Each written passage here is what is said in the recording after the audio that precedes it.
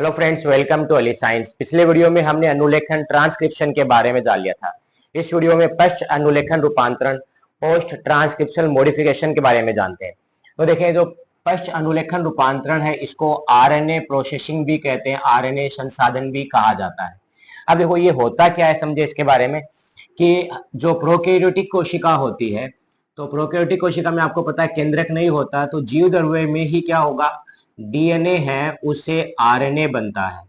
ठीक है, लेकिन जब उनमें आरएनए बन रहा होता है, ठीक है, हमने पढ़ा है, देखो इस तरह ट्रांसक्रिप्शन बबल बनता है। ठीक है, इस तरह ट्रांसक्रिप्शन बबल बनता है और आरएनए बन रहा होता है। तो आरएनए जब बनना शुरू होता है तो साथ साथ में इसके साथ में राइबोसोम जुड़ जाएगा और राइबोसोम जुड़कर उनमें प्रोटीन का बनाना शुरू कर देगा, प्रोटीन का संश्लेषण शुरू कर देगा।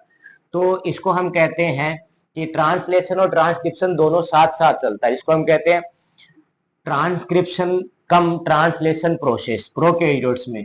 तो जैसे ही ये ट्रांसक्रिप्शन पूरा होता है तो ट्रांसलेशन भी इसके साथ साथ में पूरा हो जाता है। लेकिन अगर हमारी कोशिकाओं की बात करें यानी यूकैरियोट की बात करें तो डीएनए बनता है, ठीक है, केंद्रक के अंदर, सॉरी केंद्रक में डीएनए पाया जाता है, उससे फिर आरएनए बनता है और आरएनए फिर जीव द्रव्य में आकर प्रोटीन बनाएगा, इससे राइबोसोम जुड़ेगा और फिर प्रोटीन बनाएगा। तो जब आरएनए को केंद्रक से बाहर आकर जीव द्रव्य में आना होता है फिर प्रोटीन बनेगा। तो इतने में कोई भी न्यूक्लियेज एंजाइम होता है जो आरएनए का पाचन करता है, तो वो आरएनए को नष्ट कर देगा। तो उससे बचने के लिए उसकी प्रोटेक्शन करना जरूरी है। तो हम क्या करेंगे, 5 डेज सिरे पर और 3 डेज सिरे पर इनकी प्रोटेक्शन करके भेजेंगे। और फिर जो एचएनआरएनए बनता है हमारे अंदर, जो डीएनए से डायरेक्ट आरएनए नहीं बनता, एमआरएनए नहीं बनता, एचएनआरएनए बनता है, उसको चेंज किया जाएगा एमआरएनए में, फिर इसको भेजा जाएगा जीव द्रव्य में। तो ये जो एचएनआरएनए बना ये क्या चीज होती है, फिर एचएनआरएनए से एमआरएनए कैसे बना और इनकी प्रोडक्शन कैसे कर रहे हैं, तो इन सभी को प्रक्रियाओं को हम कहते हैं आरएनए संसाधन या आरएनए प्रोसेसिंग। तो इसमें 3 स्टेप काम आती है। पहला भाग होता है उसको हम कहते हैं 5 डे स्केपिंग या आच्छादन। तो इसके जो 5 डेज सिरे के ऊपर यहाँ पर एक कैप लगा दी जाती है, यानी एक आच्छादन किया जाता है, ढक दिया जाता है। किससे ढक दिया जाता है, यहाँ पर methyl guanosine triphosphate, methyl guanosine triphosphate,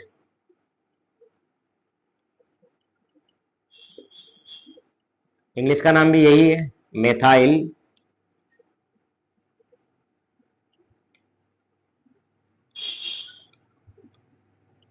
guanosine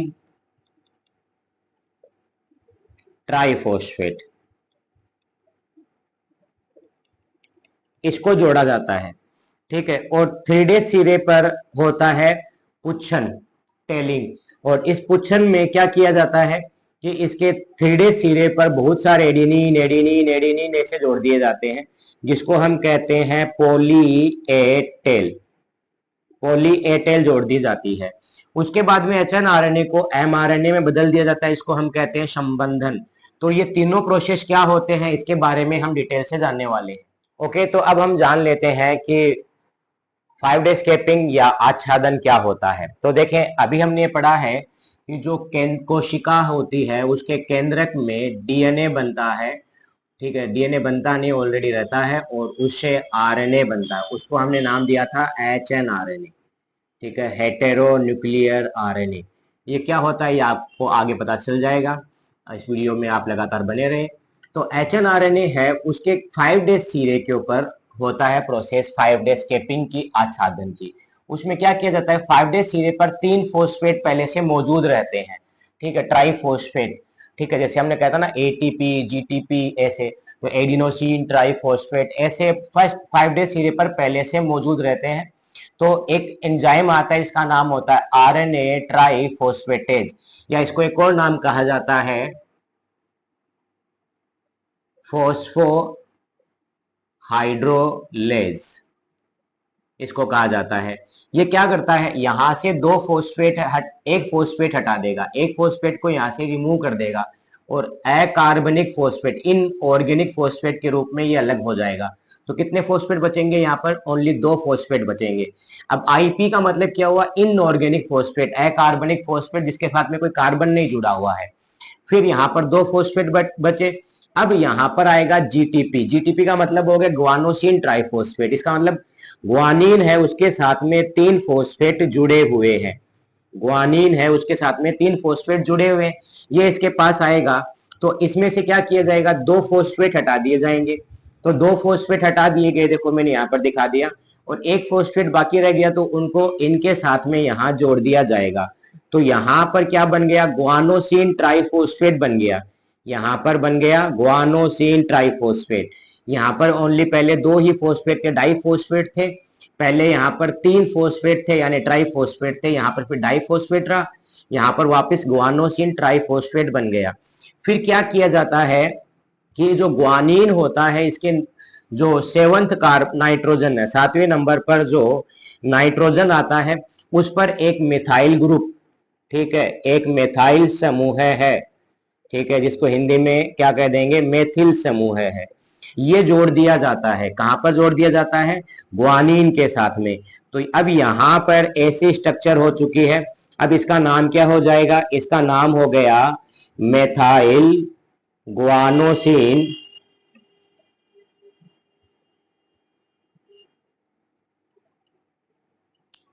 triphosphate. Hindi में कह देंगे मेथिल ग्वानोसिन ट्राइफॉस्फेट। ये जोड़ दिया जाएगा। इसका जोड़ने का काम कौन करेगा, तो देखो मेथिल को जोड़ रहे हैं ना यहाँ पर मेथाइल ग्रुप, तो मेथाइल ट्रांसफर कर रहे हैं इसको, तो ट्रांसफेरेज। तो इसका एंजाइम की जरूरत क्या होगी, मेथाइल ट्रांसफेरेज। और यहाँ पर जब ग्वानिन जोड़ रहे थे तो एंजाइम कौन सा चाहिए था, ग्वानाइल ट्रांसफेरेज। ग्वानिन जोड़ रहे हैं तो ग्वानाइल ट्रांसफेरेज एंजाइम चाहिए था। और जब यहाँ पर ग्वानिन के साथ में CH3 जोड़ रहे हैं तो नाम क्या हो जाएगा, मेथाइल ट्रांसफरेज। वो कहाँ जोड़ा जाता है, 7वें नाइट्रोजन पर। अब ये क्या चीज है, तो देखिए मैंने आपको बताया था प्यूरिन और पायरेमिडीन में, तो ग्वानिन क्या होता है, प्यूरिन होता है। तो मैंने आपको स्ट्रक्चर बताई थी, CCCNCN, फिर यहां पर था हमारे पास NC, फिर N। फिर हमने इसको काउंटिंग यहां से स्टार्ट करते हैं, फर्स्ट है, सेकंड है, थर्ड है, फोर्थ है, फिफ्थ है, सिक्स्थ है, और ये 7th है। इस 7th के साथ में एक CH3 जोड़ दिया जाता है, मेथाइल जोड़ दिया जाता है। तो इसका नाम क्या हो जाएगा, मेथाइल ग्वानोसिन ट्राइफॉस्फेट, या हम इसको कह सकते हैं 7 methyl guanosine triphosphate, 7th carbon पे जोड़ा जाता है। अब ये ऐसा क्यों जोड़ा जाता है, ये इसलिए जोड़ा जाता है कि एक एंजाइम होता है जिसका नाम होता है एक्सोन्यूक्लियेज, ठीक है, एक्सोन्यूक्लियेज हिंदी में ऐसे लिख देते हैं। ये एंजाइम क्या करता है, जो RNA है, ठीक है, उसका डाइजेशन यानी उसको तोड़ना शुरू कर देता है, काटना शुरू कर देता है, उसको नष्ट करना शुरू कर देता है इस तरह।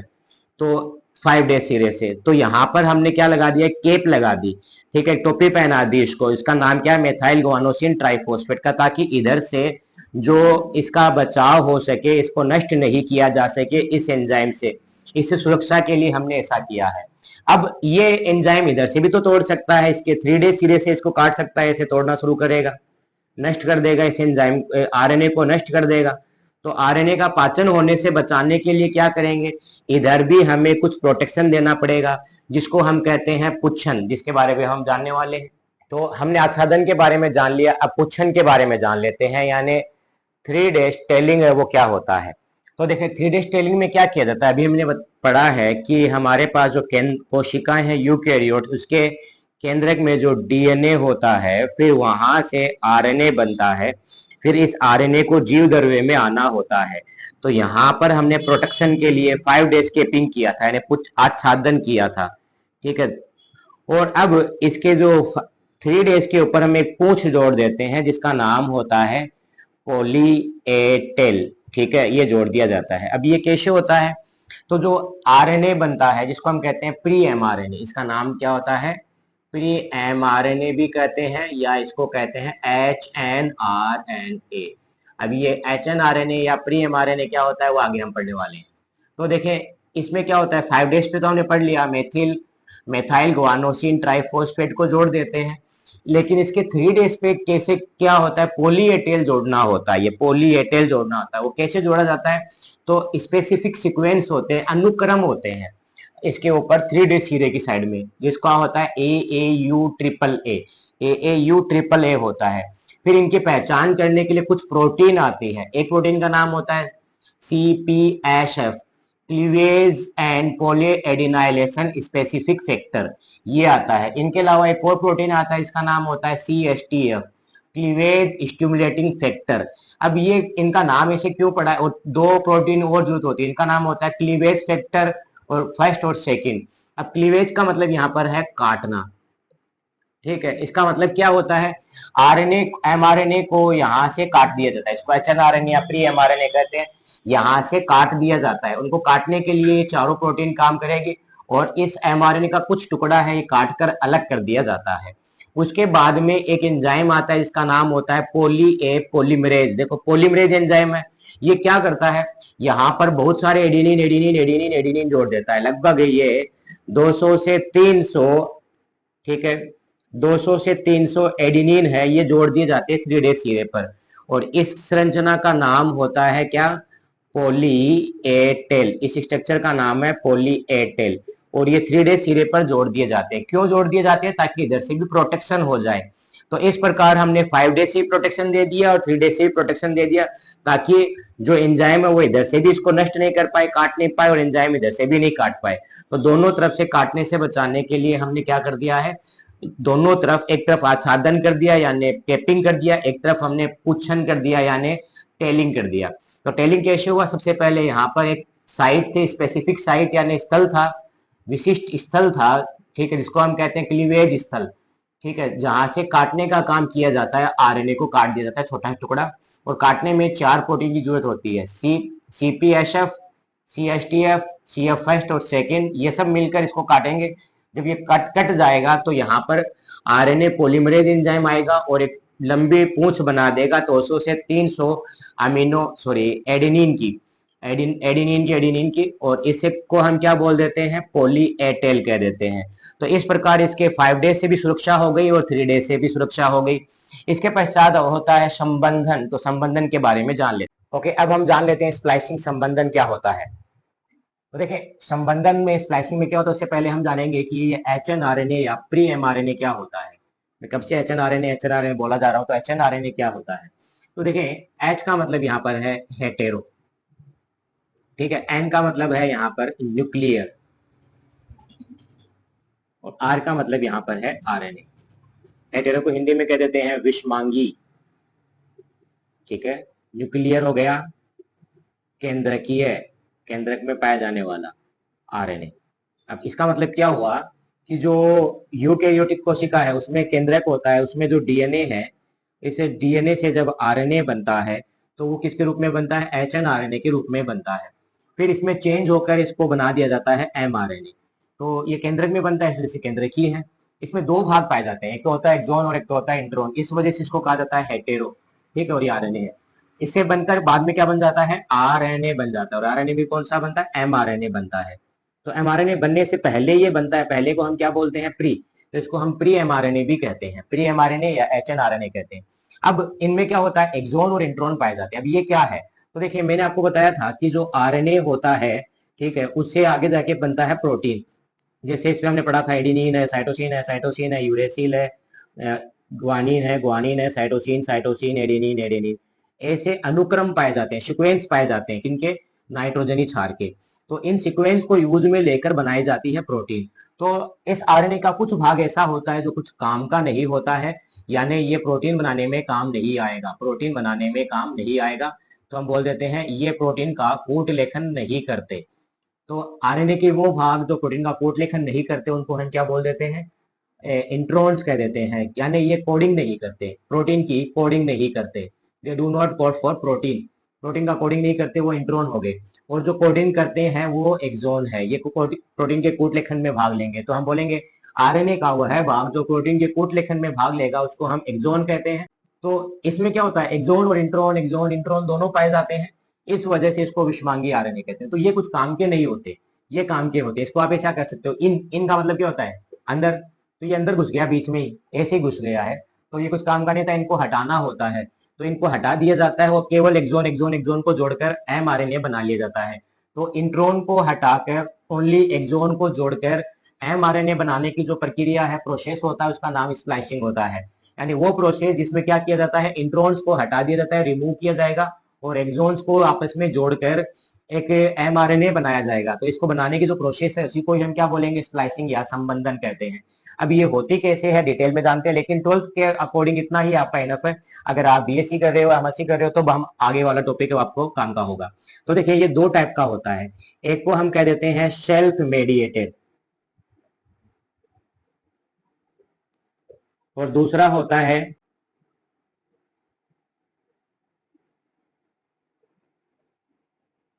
स्प्लिसियोसोम मेडिएटेड। दो टाइप का होता है, यानी एक तो होता है स्वतः होने वाला, अपने आप होने वाला, और दूसरा क्या होता है प्रोटीन के द्वारा होगा, जिसका नाम होता है स्प्लियोसोम प्रोटीन, उनके द्वारा होता है। तो ये सेल्फ मेडिएटेड और स्प्लियोसोम मेडिएटेड क्या होते हैं उसके बारे में हम जान लेते हैं। ओके, तो संबंधन का जो पहला टाइप है वो जान लेते हैं, जो है हमारे पास सेल्फ मेडिएटेड, स्वतः माध्यित, यानी अपने आप होगा, इसमें कोई प्रोटीन वगैरह की रिक्वायरमेंट नहीं होगी। तो देखिए हमारे पास ये एक जोन है, ये एक जोन है, और बीच में ये रेड कलर से ये मैंने इंट्रॉन दिखाया है। अब इस इंट्रॉन को हटाना है, तो इंट्रॉन को हटाने के लिए क्या होता है, इस इंट्रॉन के अंदर एक एडिनिन पाया जाएगा, यहाँ पर जैसे दिखा के रखा है, एक एडिनिन पाया जाएगा, उसके पास ओएच होता है। अब ये ओएच कौन सा है, जैसे हमने ये पढ़ा था, ये हमारे पास पेंटोज शुगर है, यहाँ एडिनिन है, यहाँ OH है, यहाँ OH है, ठीक है, यहाँ CH2, फिर फोस्फो एस्टर बॉन्ड के द्वारा ऑक्सीजन, फिर फॉस्फेट ग्रुप जुड़ता है, ऐसे पढ़ा था हमने। अब ध्यान रखना है डीएनए में यहाँ पर OH की जगह पर क्या होता है, ओनली H है, लेकिन हम यहाँ बात कर रहे हैं आरएनए की, तो यहाँ क्या रहेगा, OH रहेगा। ये वाला OH क्या करेगा, यहाँ जो ग्वानिन और एडिनिन है, सॉरी ग्वानिन और यूरेसिल है, उनके बीच यहाँ पर जाकर उस पर अटैक करेगा, ग्वानिन के ऊपर, यानी इस तरह है, जैसे मान लो यहाँ ग्वानिन है, ठीक है, फिर इसके पहले मान लेते हैं ग्वानिन के बाद में कोई साइटोसिन वगैरह यहाँ पर कुछ होगा, मान लेते हैं यहाँ पर साइटोसिन है, तो ये मेरे पास साइटोसिन है, ये OH है, ये OH है, ठीक है, ये CH2, फिर ये O, फिर ये P, ये यहाँ पर इस तरह है, ये ग्वानिन, और ये क्या करते हैं, फोस्फोडाइएस्टर बॉन्ड से ऐसे जुड़े हुए हैं, ये फोस्फोडाइएस्टर बॉन्ड से ऐसे जुड़े हुए हैं। तो अब ये जो OH था ना, किसका, एडिनिन वाला, मैं केवल ये दिखा रहा हूँ, ये एडिनिन वाला जो OH था, ये वाला, ये यहाँ पर अटैक करता है, न्यूक्लियोफिलिक अटैक होता है ना, नाभिक स्नेही, वो अटैक करता है यहाँ पर, और इसके फोस्फोडाइएस्टर बॉन्ड को तोड़ देता है। देखो इसको जोड़ने के लिए क्या चाहिए, हाइड्रोजन चाहिए ना, तो देखो इसके पास क्या है, मैं यहाँ पर इसको पूरा बना देता हूँ, ये मेरे पास है पेंटोज शुगर, ये एडिनिन, ये इसके पास है OH, इधर भी OH है, यहाँ CH2, फिर O, फिर फॉस्फेट है, ये किसी के साथ में इसे जुड़ा हुआ है, यहाँ किसी के साथ में जुड़ा हुआ होगा, तो ये यहाँ से इसे जुड़ा हुआ है।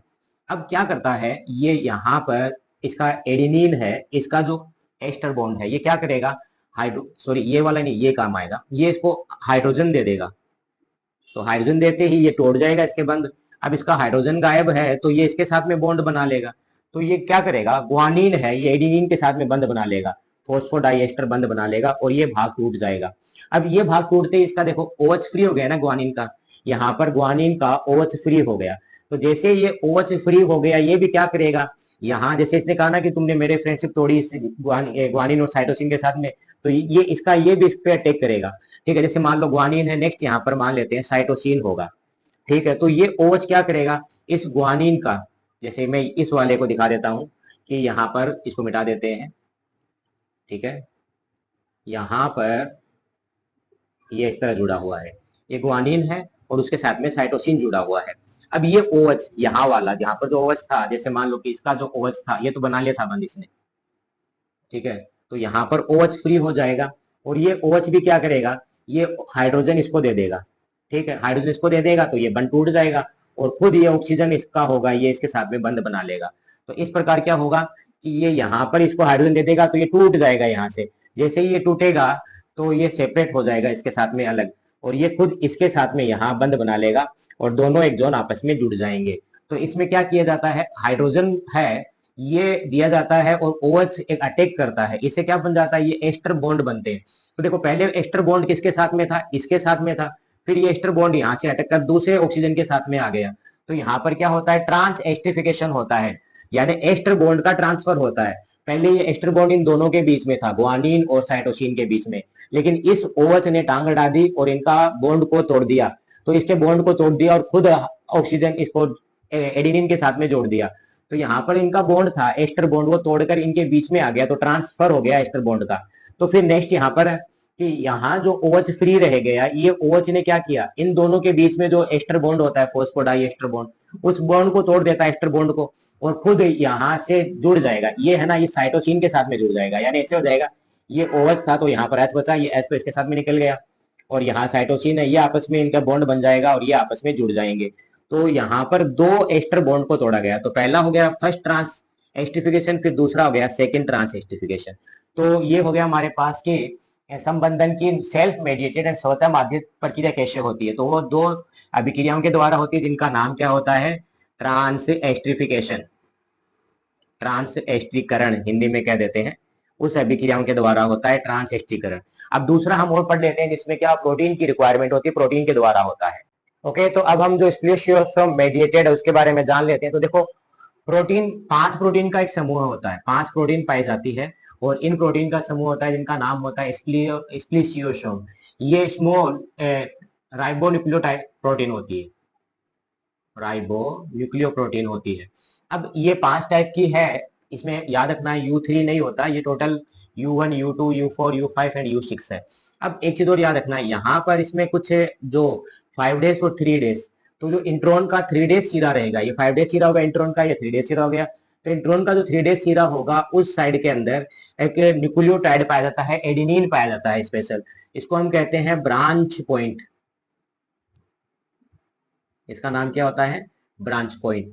तो यहाँ इस ब्रांच पॉइंट पे क्या होता है, सबसे पहले तो इसमें U1 आएगा, ठीक है, जो स्प्लिशियोसोम प्रोटीन है, ये आकर क्या करेगी, स्टार्टिंग जो साइट होगी इंट्रॉन की वहां बाइंड हो जाएगी।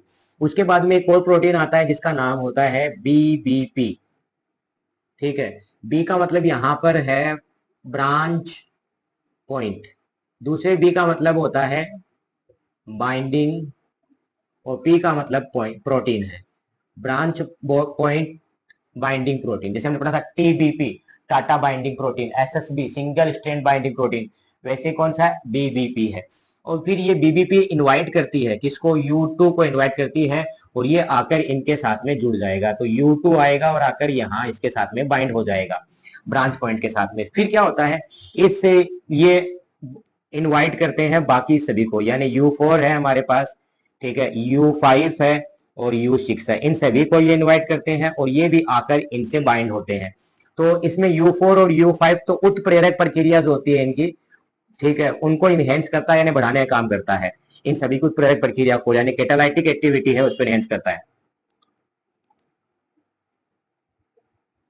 ठीक है, उत्प्रेरक पर। अब यहाँ इससे क्या होता है, ये जो A है एडिनिन जो था, ठीक है, इसके OH के द्वारा यहाँ पर अटैक किया जाएगा, यहाँ का फॉस्फोडाइएस्टर बॉन्ड को तोड़ दिया जाएगा और ये खुद बंद बना लेगा, यहाँ से फिर ये एडिनिन खुद बंद बना लेगा, जैसे मैंने यहाँ पर दिखाया है। तो ये स्थिति ऐसे हो जाएगी, यहाँ पर ये एडिनिन था, ये यहाँ से इसको तोड़ देगा, कट लगा देगा और ये खुद जुड़ जाएगा, न्यूक्लियोफिलिक अटैक होता है, नाभिक स्नेह अभिक्रिया होती है यहाँ पर, ठीक है। तो यहाँ पर भी क्या हुआ, वही ट्रांसफर हो गया, यहाँ जो एडिनिन ग्वानिन के बीच में जो बंद था वो इसके पास चला गया, तो हम बोलेंगे ट्रांस एस्टिफिकेशन हो रहा है, यहाँ पर भी ट्रांस एस्टिफिकेशन हो रहा है, ट्रांस एस्टीकरण यहाँ पर भी हो रहा है। फिर जैसे ये इसको अटैक लगाएगा, इसको तोड़ देगा, तो यहाँ पर भी तो OH है ना, ठीक है, कैसे OH है, देखो इस तरह था, ये मेरे पास ये एक जोन है, फर्स्ट वाला ये एक जोन मैंने यहाँ दिखा दिया, ये दूसरा एक जोन है, ये दूसरा एक जोन मैंने ये यहाँ दिखा दिया, कंप्लीट है इतना। अब यहाँ वाले इस पर एडिनिन था, इस एडिनिन ने यहाँ अटैक किया और यहाँ पर कट लगा दिया, तो इससे क्या हुआ, ये आकर इसे जुड़ गया खुद एडिनिन से, तो यहाँ पर OH फ्री हो गया पहले वाली तरह। अब ये OH क्या करेगा, यहाँ पर अटैक लगा करेगा, यहाँ पर अटैक करेगा और यहाँ से तोड़ देगा इनको। तो जब ये यहाँ से टूट जाएगा तो 2 बार एस्टिफिकेशन रिएक्शन हो गया, तो यहाँ पर भी 2 स्टेप में होती है एस्टिफिकेशन रिएक्शन पर, तो ये आकर इस पे अटैक लगाएगा, तो इससे ये पूरा भाग अलग हो जाएगा, और साथ में सहायता करने के लिए इनके अंदर ये 5 टाइप की प्रोटीन है, ये सहायता करेगी। पहले वाले में कोई सहायता नहीं हो रहा था, यहाँ पर ये प्रोटीन सहायता करेगी।